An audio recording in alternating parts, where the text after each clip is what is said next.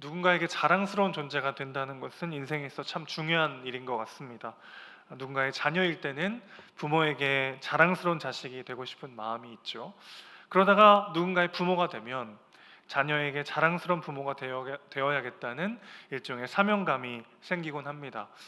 가르침을 받는 입장일 때는 청출어람해서 스승에게 자랑스러운 제자가 되고 싶고, 반대로 가르치는 입장이 되면 가르침과 삶이 일치해서 제자들에게 존경받는 선생이 되어야겠다는 다짐을 하게 되죠. 물론 이렇게 누군가에게 자랑스러운 존재가 되고 싶은 마음은 결핍으로 인한 열망 때문일 수도 있습니다. 인간은 누군가에게 사랑과 관심을 받지 못하게 되면 내가 얼마나 괜찮은 사람인지, 얼마나 사랑받을 만한 존재인지를 입증해야겠다는 열망에 사로잡히기 마련이기 때문이죠. 하지만 반대로 사랑을 많이 받았기 때문에 더 그런 마음이 커질 수도 있습니다. 정말 나를 많이 사랑해주고 정말 닮고 싶은 좋은 사람이 곁에 있어서 그런 마음이 생겨나기도 하는 것이죠. 가수 곽진원님의 자랑이라는 곡이 있습니다. 가사가 이런데요. 요즘 내가 겁이 많아진 것도, 자꾸만 의기소침해지는 것도 나보다 따뜻한 사람을 만나서 기대는 법을 알기 때문이야. 또 말이 많아진 것도, 그러다 금세 우울해지는 것도 나보다 행복한 사람을 만나서 나의 슬픔을 알기 때문이야. 마음이 따뜻한 사람이 되고 싶어요. 나의 품이 포근하게 위로가 될 수 있도록 사랑을 나눠줄 만큼 행복한 사람이 되면 그대에게 제일 먼저 자랑할 거예요. 따뜻하고 사랑이 많은 사람으로 인해서 내 부족함이 자꾸만 드러나게 되고, 그래서 더 의기소침해지고 우울해지기도 한다라고 하는 이 가사가 공감이 되시는지 모르겠습니다. 행복한 사람 곁에 있으면 나도 덩달아 행복해지기도 하지만 그 사람 옆에 있으면 내 안의 슬픔이 더 도드라지게 보일 때가 있죠. 그래서 노랫말처럼 무언가를 이뤘을 때, 혹은 전보다 더 괜찮은 사람이 된 것 같을 때 제일 먼저 생각나는 사람이 있기 마련입니다. 그러니까 결핍에 의한 것이건 아니면 닮아가고 싶은 존재가 있어서건 간에 인생에 있어서 중요한 순간을 맞이할 때 우리에게는 자랑하고 싶고 함께 그 기쁨과 보람을 나누고 싶은 사람들이 떠오르기 마련이라는 것이죠. 갈라디아서를 마무리하면서 바울은 자신이 직접 큰 글자로 서신의 끝을 마무리합니다.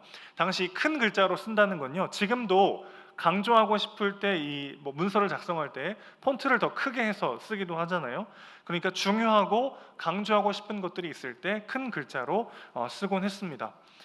바울의 선교가 순탄했던 적은 없었던 것 같아요. 거의 1, 2, 3차 전도 여행을 하는 내내 모진 고난과 어려움을 당했지만 이 갈라디아 지역도 참 힘든 시간들이었습니다. 서신을 마무리하면서 바울의 마음속에 그 순간들이 다 이렇게 스쳐 지나가지 않았을까 상상할 수 있겠는데요.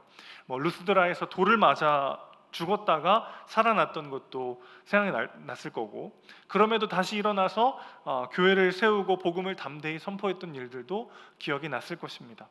또 거기서 믿음의 아들 디모데를 만났던 일들도 있었죠. 이 모든 것들이 정말 주마등처럼 머리를 스쳐 지나갔을 텐데, 그리고 그렇게 힘들게 세웠던 교회가, 그 교회 성도들이 너무나도 빨리 다른 복음에 현혹되어서 넘어지는 모습을 보면서 정말 안타까움과 서운함도 느꼈을 법합니다. 이 중요한 순간, 정말 여러 상황들, 사건들이 막 스쳐 지나가고 그 안에 정말 여러 가지 감정들이 막 교차하던 그 순간, 서신을 마무리하면서 바울은 오직 한 가지를 자랑하고 있습니다. 14절 보실까요? 그러나 내게는 우리 주 예수 그리스도의 십자가 외에 결코 자랑할 것이 없다. 오직 십자가만을 자랑하겠다라고 선포하고 있습니다. 정말 할 말이 많았을 거예요. 정말 많은 것들이 스쳐 지나갔을 것이고, 그럴 때 바울은 내가 오직 십자가만을 자랑하겠다고 이야기하고 있습니다. 이렇게 오직 십자가만을 자랑하는 삶이란 어떤 삶일까요? 한마디로 정리하자면 성령을 위하여 심어 영생을 거두는 삶이라고 정리할 수 있겠습니다.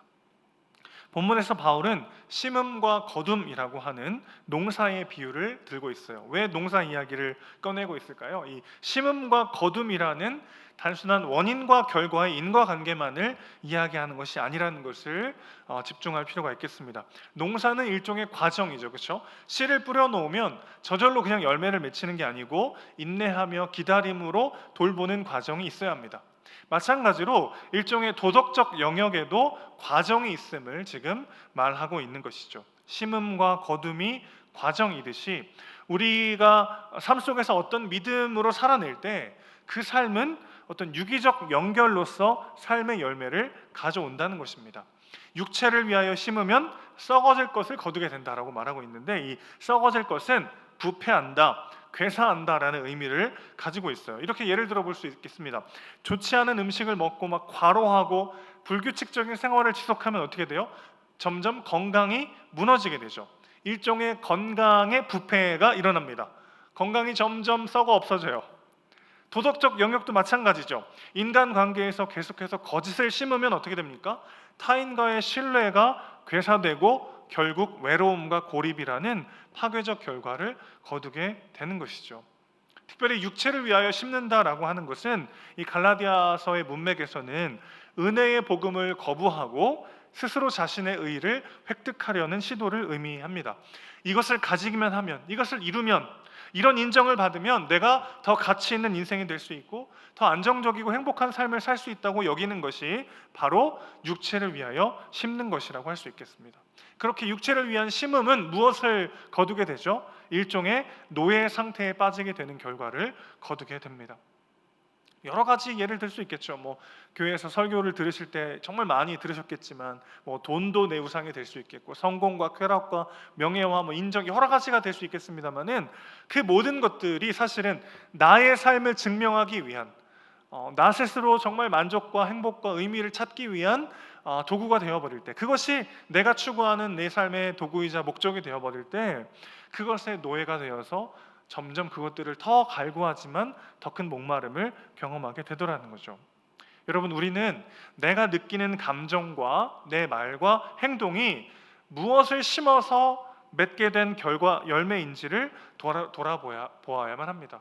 내가 오늘 이런 막 마음이 흔들리고 이런 말과 행동이 막 나올 때 그저 내가 이렇게 말하면 안 되지, 이런 행동하지 말아야지, 이렇게 생각하지 말아야지, 그냥 그렇게 생각하고 끝나는 것이 아니라 내가 무엇을 심어서 이 모든 것들을 열매로 얻게 되었는지를 돌아봐야 한다는 것이죠.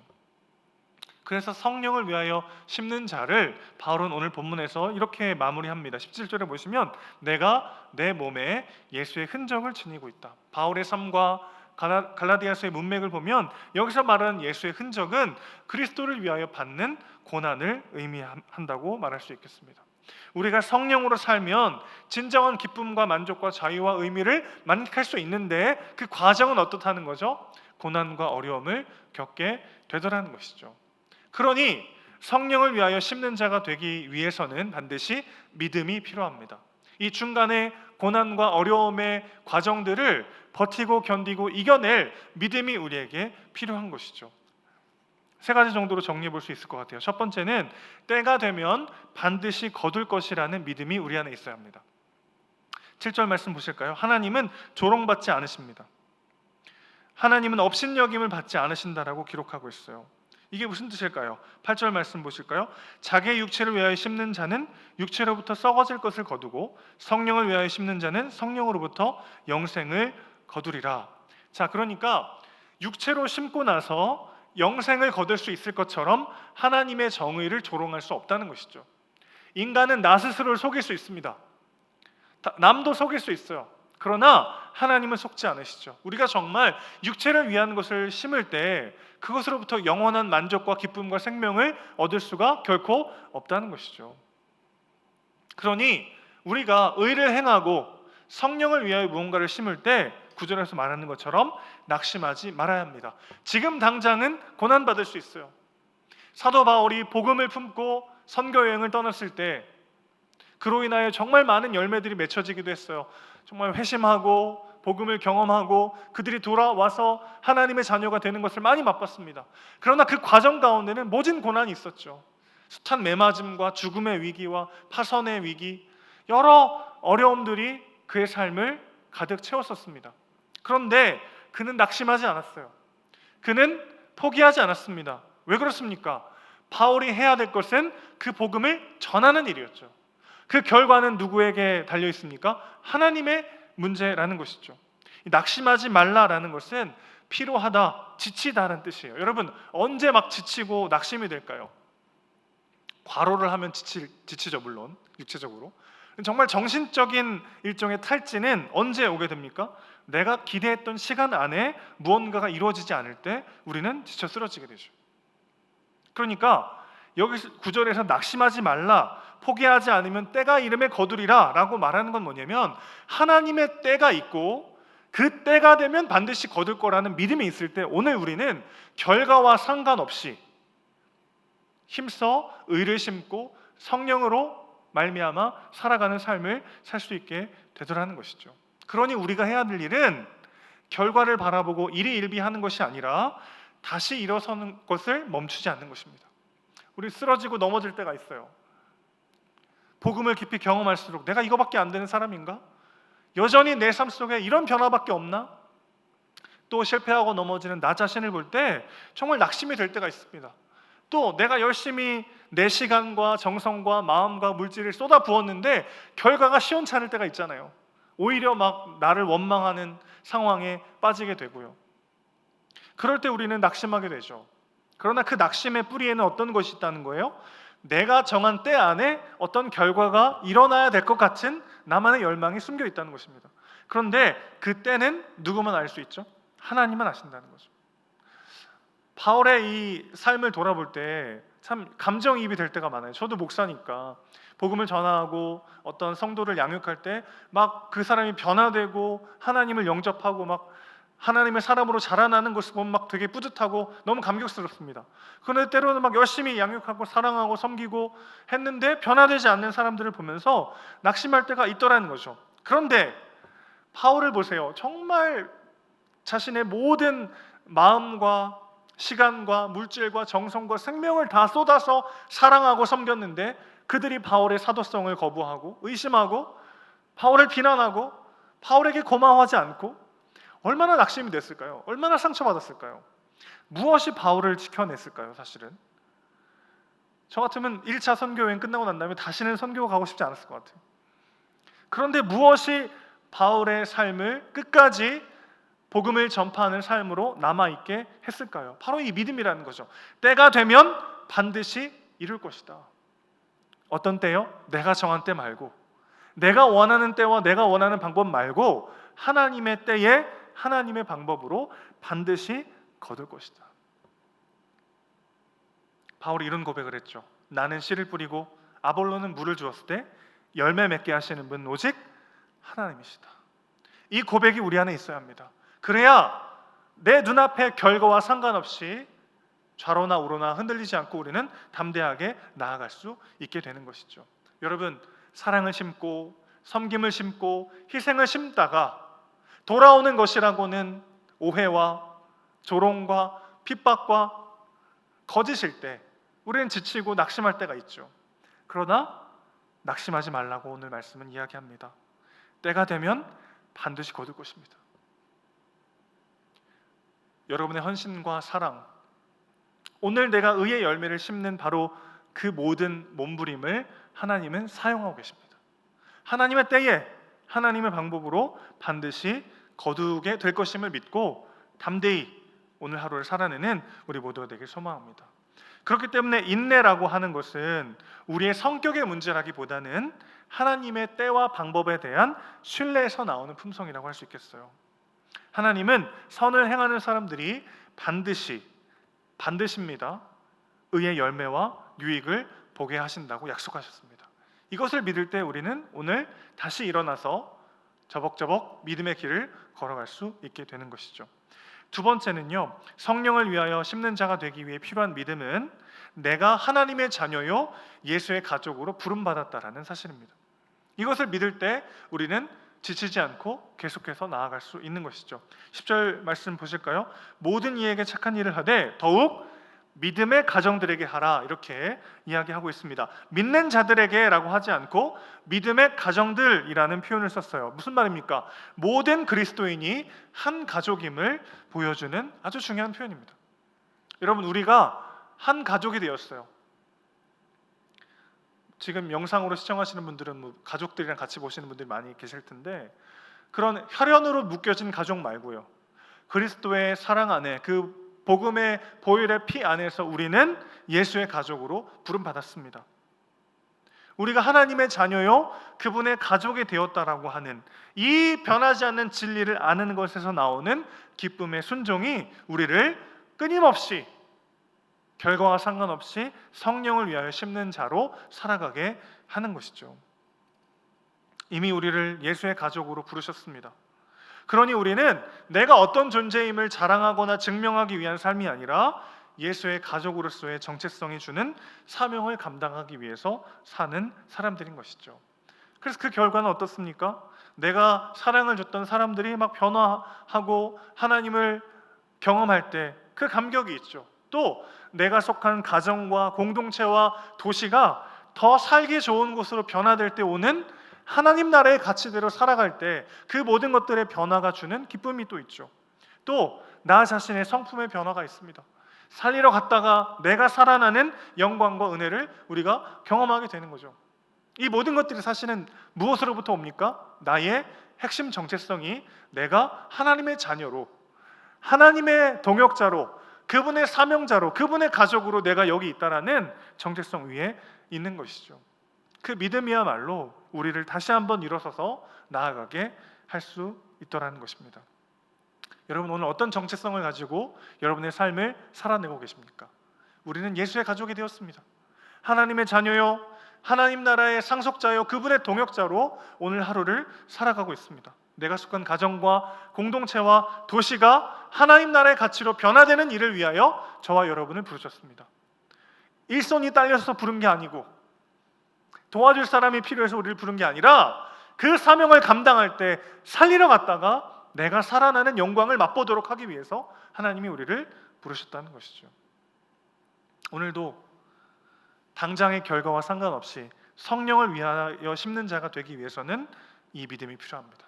내가 이미 하나님의 자녀가 되었고 하나님의 동역자로 여기 서 있다. 어떤 일을 하든지와 상관없이요, 그 믿음으로 살아가는 우리 모두가 되길 소원합니다. 마지막 세 번째는요, 내가 오직 십자가만을 자랑하는 사람이라는 것을 기억할 때 성령을 위하여 심는 자로 살아낼 수 있습니다. 12절 13절 보시면 이 거짓 교사들이 억지로 할례를 받게 하려 하는 것은 육체로 자랑하려 하는 것이라는 것을 알 수 있습니다. 십자가의 박해를 면하게 하기 위해서 억지로 할례 받게 하려고 한다, 이렇게 바울이 표현하고 있어요. 십자가의 박해를 면하려고 한다라는 건 무슨 말이냐면 스스로를 구원할 수 없는 비참한 존재임을 외면하려 한다라는 의미라고 볼 수 있겠습니다. 무슨 말이냐면 십자가의 박해라는 게 뭐예요? 여러분, 십자가가 왜 우리를 박해합니까? 십자가는 크게 두 가지 의미를 가지고 있죠. 그리스도께서 죽으셔야만 할 만큼 우리가 너무나도 비참하고 소망 없는 죄인이라는 거죠. 그리고 그리스도께서 마땅히, 자발적으로 죽으실 만큼 우리를 너무나도 사랑하고 존귀한 자로 보신다라는 이 극명한 두 가지 메시지가 십자가가 우리에게 주는 메시지죠. 그러니 십자가의 박해라고 하는 것은 1차적으로 어떤 뜻이에요? 우리가 나 스스로를 구원하기에는 너무나도 소망 없고 망가진 비참한 존재라는 이 변함없는 사실, 이것을 외면을 한다는 거예요. 복음을 깊이 경험할수록 1차적으로 우리는 비참함을 경험합니다. 내가 했던 그 모든 것들이 나의 의가 될 수 없고 나에게 만족과 구원을 줄 수 없다는 것을 인지할 때 너무 괴롭죠. 너무 비참하죠. 그러나 그것을 통해서 우리는 내 삶에 정말 그리스도가 필요하고 주님 아니면 내가 살 수 없는 존재라는 것을 인정하면서 그런 나를 있는 모습 그대로 사랑하시고 용납하시는 하나님의 진짜 사랑을 경험하게 되는 거죠. 그래서 바울은 내가 오직 십자가만을 자랑하겠다고 고백합니다. 이게 무슨 뜻입니까? 나는 세상에 대하여 죽었고 오직 그리스도 안에서 다시 태어났음을 고백하는 것이죠. 여러분은 오늘 무엇을 자랑하며 살아가고 계십니까? 우리의 정체성은 우리가 자랑스러워하는 것들 위에 서 있을 때가 많아요. 예수님의 십자가를 자랑한다는 것은 우리 안에 예수의 정체성과 자아상을 두고 있다는 것이고, 우리의 자존감과 존엄성이 그 안에만 있다는 것을 고백하는 것이죠. 그러면 그 누구도 나의 자존을 흔들어낼 수 없습니다. 여러분, 만약에 누군가 나에게 어떤 말을 했어요. 어떤 정말 무례한 태도로 나를 공격했어요. 그때 그 말 때문에 내가 지나치게 흔들리고 상처받는다는 건 사실은 이런 의미입니다. 예수 안에 있는 나의 자존의 근거를 힘써 뽑아다가 그 사람의 말과 대우에 심는 행위인 거죠.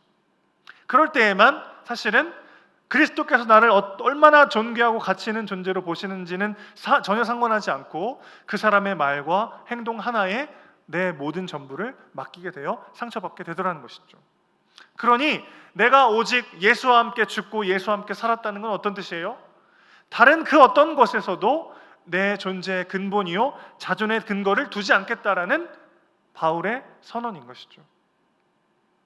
오직 십자가 안에서 그분이 날 위해 죽으셨고 부활하셨고, 나는 이제 그분과 함께 모든 자랑과 모든 자존의 근거를 뽑아버리고 오직 예수 안에 그 모든 것을 두겠다는 선언이었다는 것입니다. 그러니 할례요 무할례냐 보다 더 중요한 것은 우리가 새로 지으심을 받았다는 그 사실 자체인 거죠.